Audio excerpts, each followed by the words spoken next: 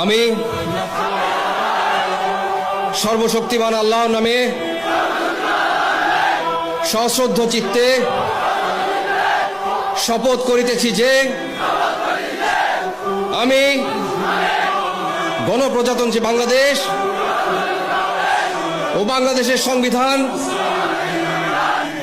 এবং রাষ্ট্রপতির প্রতি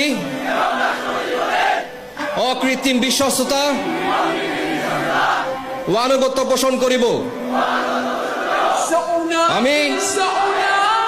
আমার অপরিহার্য কর্তব্য মনে করিয়া আমার উপর ন্যস্ত বাংলাদেশ সেনাবাহিনীর কর্তব্য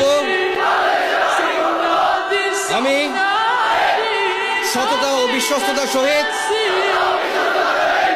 পালন করিব এবং আমার প্রতি